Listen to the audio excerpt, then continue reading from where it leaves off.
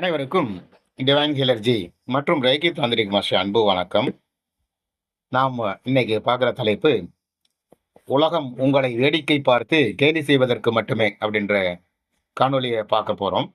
உலகத்தில் பிறக்கக்கூடிய ஒவ்வொருவருக்கும் ஒரு தனித்துவமான கனவு, வாழ்க்கையினுடைய நோக்கம், ஒரு முக்கியமான பயணம் இப்படின்னு கட்டாயம் இருக்கும்.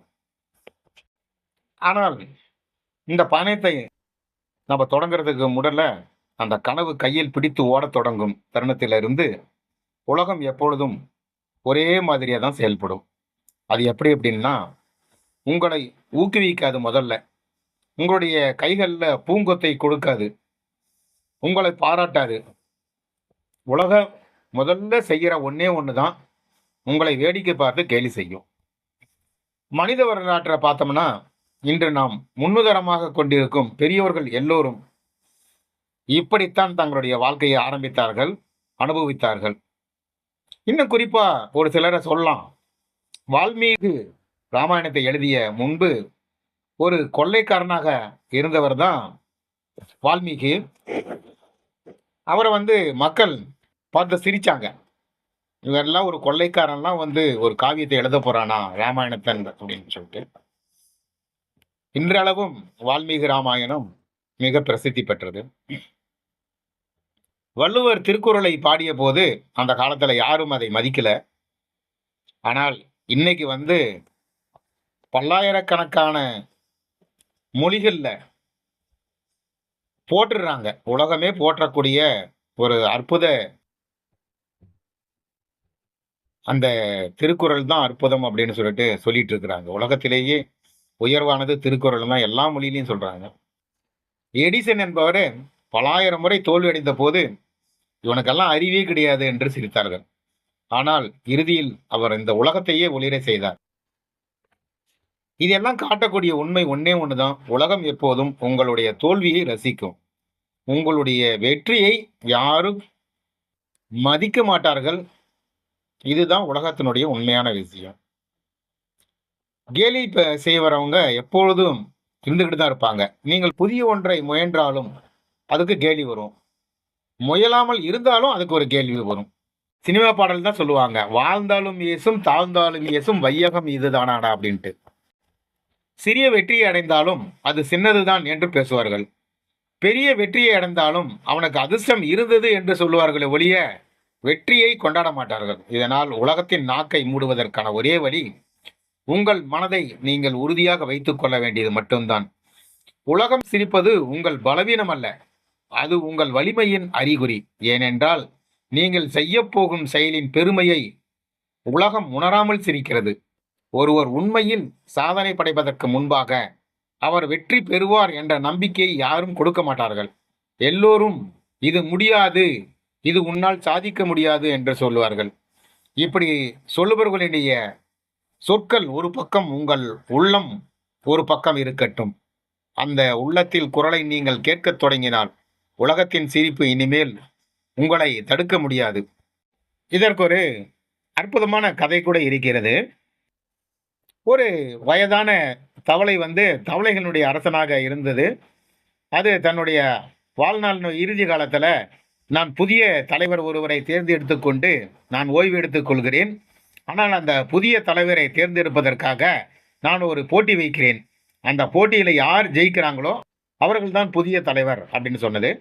தவளைகள் எல்லாம் ஒத்துக்கிடுது.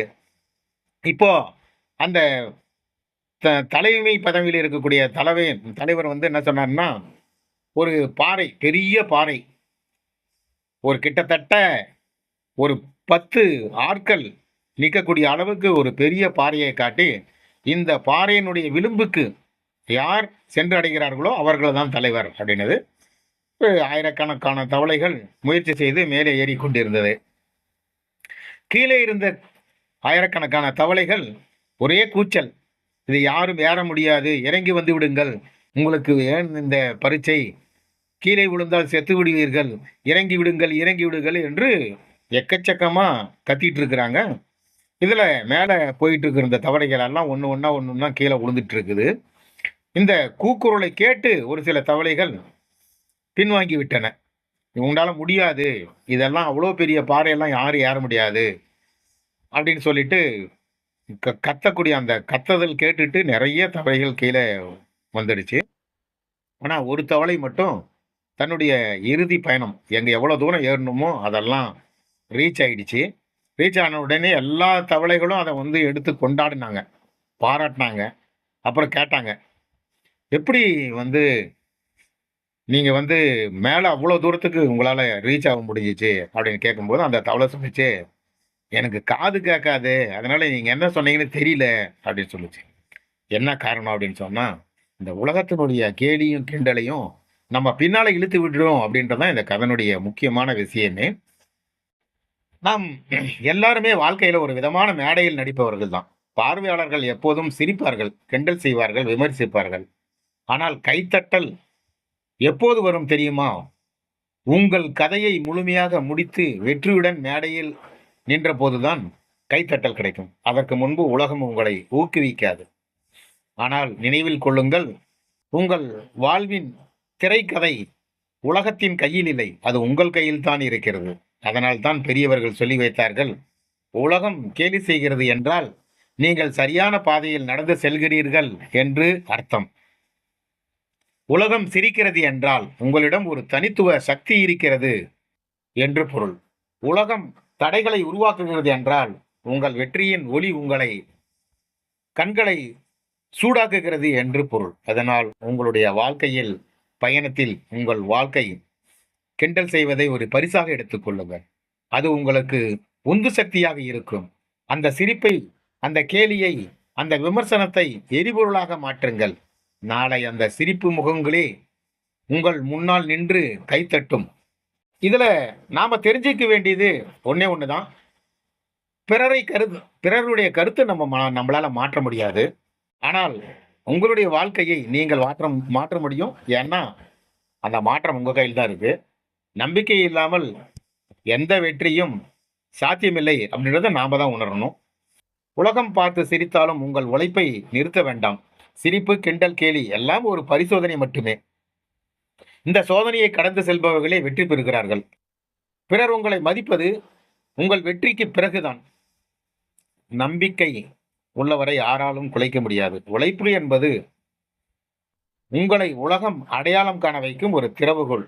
தோல்வியை சிரித்து ஏற்றுக்கொள்வதே வெற்றிக்கான பாதை அப்படின்னு சொல்றாங்க. என்னன்னா, தோல்விகள் தான் முதல் படி. தோல்வியினுடைய படிகளில் ஏறி தான் வெற்றி அடைய வேண்டும். ஒருத்தன் தோக்குறான் அப்படின்னு சொன்னா தோத்துட்டான் அப்படின்னு அர்த்தம் இல்லை, ஜெயிக்க போறான் அப்படின்றது அர்த்தம். மற்றவர்கள் உங்களை நம்பவில்லை என்றால் நீங்களே உங்களை நம்ப வேண்டும். எல்லோராலும் ஏற்றுக்கொள்ளப்பட வேண்டிய அவசியமில்லை. ஒருவர் தனி பாதையை தேர்ந்தெடுக்கும் பொழுதுதான் உலகம் கிண்டல் செய்கிறது. யாரும் உங்களுக்காக உழைக்க மாட்டார்கள். உழைப்பால் மட்டுமே வெற்றி பெற முடியும். உலகம் உங்களை கேலி செய்யும் பொழுது கூட அதனை எரிபொருளாக பயன்படுத்த வேண்டும். ஒன்று மட்டும் நீங்க உறுதியா தெரிஞ்சுக்கணும். இதை வந்து உங்களுடைய பொன்னேட்டில் எழுதி வைக்கணும். உலகம் சிரிப்பது அது உங்கள் முயற்சியை கண்டு அஞ்சுவதனால் தான். இதை வந்து நீங்க ஒரு பொன்னேட்டில் பொறிச்சு வைக்கணும். ஏன்னா நம்மளுடைய தனித்துவம் தான் நம்ம வெற்றியடை வைக்கிறது. அப்படி இல்லாம பிறருடைய பார்வையில் சிக்கிக் கொண்டால் முன்னேற்றம் சாத்தியமில்லை. நம்ம செய்யக்கூடாதது அப்படின்னு ஒன்று கேட்டோம்னா யார்கிட்டையும் யார் முன்னாடியும் போயிட்டு நான் செஞ்சது சரியா அப்படின்னு சொல்லிட்டு அவங்களுடைய விமர்சனத்தை கேட்கறது தான் உலகத்திலேயே முட்டாள்தனம். ஏன்னு கேட்டீங்கன்னா உண்மைத்தன்மையை அவர்கள் சொல்ல மாட்டார்கள். இதனுடைய ஆதியிலிருந்து அந்தம் வரைக்கும் இருக்கக்கூடிய முழு உண்மைத்தன்மை உங்களுக்கு மட்டும்தான் தெரியும். இந்த ஒரு சில வாசகங்களை நீங்க வந்து ஆட்டோ சஜஷன் அப்படின்னு சொல்லிட்டு செய்யணும். அப்பதான் வந்து வேலை செய்யும். இவ்வளவு நேரம் சொன்ன பிரச்சனைகள்லாம் விடுங்க.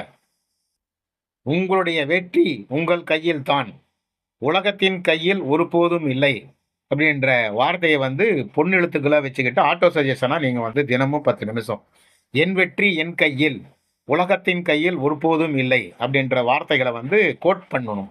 கோட் பண்ணி அதை வந்து நீங்க ஒரு கண்ணாடிக்கு முன்னாடி நின்றுக்கிட்டு ஒரு 10 நிமிஷம் சொல்லலாம். அல்லது தியானத்தில் உட்காந்து கண்களை மூடிக்கிட்டு சொல்லலாம். இது அற்புதமாக வேலை செய்யும். இந்த ஆட்டோ சஜஷன் உலகத்திலேயே ஒரு உன்னதமான ஒரு விஷயம், உங்கள் வெற்றிக்குரிய விஷயம் இது. எனவே வாழ்க்கை என்பது ஒரு சோதனை தளம்தான். இந்த உலகம் உங்களை கேலி செய்தாலும் கிண்டல் செய்தாலும் அது ஒருபோதும் உங்கள் முடிவை தீர்மானிக்க முடியாது, தீர்மானிக்கவும் கூடாது. நினைவில் கொள்ளுங்கள், உலகம் உங்களை பார்த்து சிரிக்கிறது என்றால் அது உங்களின் முயற்சியை உணர்ந்து கொண்டிருக்கிறது என்பதற்கான அடையாளம் தான் அது. தோல்வி அடைந்தவர்களை யாரும் கவனிக்க மாட்டார்கள். உங்களை உலகம் சிரிக்கிறது என்றால் நீங்கள் ஏதோ ஒரு வித்தியாசமான முயற்சி செய்கிறீர்கள் என்பதற்கான சான்று அது. ஒரு விதத்தில் கேலி என்பது உங்களுக்கான பட்டய சான்றிதழ். அது இவன் சாதிக்கப் போகிறான், அதனால்தான் என்று பயப்படுகிறார்கள். உலகம் சிரிப்பு உங்களுடைய தடையாக இருக்கக்கூடாது. அது உங்களுக்கு ஒரு முன்னேற்ற அடையாளமாகத்தான் இருக்க வேண்டும். நீங்கள் உங்களை மாற்றினால் உலகம் மாறும். ஆனால் நீங்கள் காத்திருப்பது போல உலகம் மாறினால்தான் நான் முன்னேறுவேன் என்று நினைத்தால் அது ஒருபோதும் நடக்காது. வெற்றியை உருவாக்கும் சக்தி உங்கள் மனதில், உங்கள் உழைப்பில், உங்கள் சிந்தனையில் தான் உள்ளது. இங்கே இன்னொரு மறைமுகமான உண்மையை தெரிந்து வேண்டிய அவசியம் இருக்கிறது. உலகம் உங்களை சிரிக்கிறது என்றால் அது உங்களை பற்றி பேசுகிறது என்பதற்கான ஒரு சான்று அது. அது அப்பதான் நீங்க முன்மொழியப்படுகிறீர்கள். யாரும் சிரிக்கவில்லை என்றால் நீங்கள் எந்த தாக்கத்தையும் ஏற்படுத்தவில்லை என்பதற்கான அடையாளம். சாணக்கியர் என்ற ஒரு பெரிய மகா மேதையாக உருவாகியது யாரோ ஒருவர் செய்த கிண்டல் கேலியினால்தான் இப்படி ஒரு பெரிய மேதையாக உருவானார் என்று யாருக்கும் தெரியாது. அதனால சிரிப்பே உங்களின் இருப்பின் மதிப்பை உணர்த்துகிறது. உலகத்தின் கேலியை அடக்கிக் கொள்ளும் ஒரு வழி உங்களுடைய வெற்றித்தான். நீங்கள் வெற்றி பெற்ற பின் இதே உலகம் உங்களை கைத்தட்டும். இன்று சிரிப்பவர்கள் நாளை உங்களுடைய கதையை சொல்லி பெருமைப்படுவார்கள். அதனால் உலகத்தின் சிரிப்பை கண்டு அஞ்சாதீர்கள், உங்களின் சோம்பலை அஞ்சுங்கள். உலகத்தின் கேலியை அஞ்சாதீர்கள், உங்களின் தளர்ச்சியை கண்டு அஞ்சுங்கள். உலகத்தின் விமர்சனத்தை அஞ்சாதீர்கள், உங்களின் மனசாட்சி உங்களை விட்டு விடுவதை தான் அஞ்சுங்கள். இறுதியில் நினைவில் வைத்துக் கொள்ள வேண்டியது, வெற்றி என்பது உலகத்தின் கையில் இல்லை, அது உங்கள் கையில்தான். உங்கள் கையில்தான் நம்பிக்கை இருக்கிறது. உங்கள் கனவுதான் நம்பிக்கை. உங்கள் உழைப்பை நம்புங்கள். உலகம் சிரித்தாலும் நாளை அந்த சிரிப்பே கைத்தட்டலாக மாறும் என்று கூறி இந்த பதிவினை நிறைவு செய்கிறேன். இந்த பதிவு பிடித்திருந்தால் சப்ஸ்கிரைப் மற்றும் ஷேர் செய்யவும். நன்றி, வணக்கம்.